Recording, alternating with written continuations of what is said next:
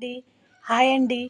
మొన్న మనము చిట్టి ముక్కలు ఊరగాయ పచ్చడి పట్టాం కదండి. అది మొన్న డ్రైగా ఉంది కదండి. అదే ఆయిల్ అండి, ఇంకా ఆయిల్ కూడా పోయలేదు.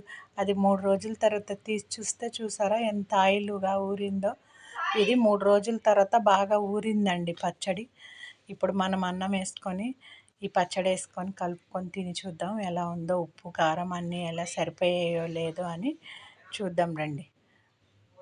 ఇదిగోండి పచ్చడి వేసాను, బాగా కలిపానండి. కలిపి నెయ్యి వేడి వేడి అన్నంలో నెయ్యి వేసుకొని కలుపుకొని తింటే సూపర్గా ఉంటుందండి మామిడికాయ పచ్చడి. ఇది చక్కగా ఊరిందండి పచ్చడి. ముక్క కూడా చక్కగా మెత్తబడింది, పుల్ల పుల్లగా భలే బాగా ఊరిందనమాట పచ్చడి. ఉప్పు కారం అన్నీ కరెక్ట్గా సరిపోయే లేదో ఒకసారి చూద్దామండి. ఇప్పుడు మనము బాగా అన్నాన్ని కలిపిన తర్వాత 3 రోజులకి ఊరిందండి. 3వ రోజే తీసాను నేను. ఆ రోజు మొత్తం అసలు ఆయిల్ చాలదేమో అనుకున్నాను నేను.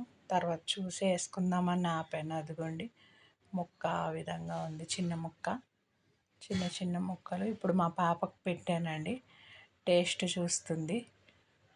టేస్ట్ చూస్తే ఎలా ఉందో చెప్తుంది. చూద్దామండి. టేస్ట్ చెప్పాక మీకు చెప్తా నేను ఏ విధంగా ఉందో. మరి తింటుందండి. ఇప్పుడు మా పాపకు పెట్టాను, ఇప్పుడు నేను కూడా తింటున్నాను. ఏ విధంగా ఉందో చూద్దామండి.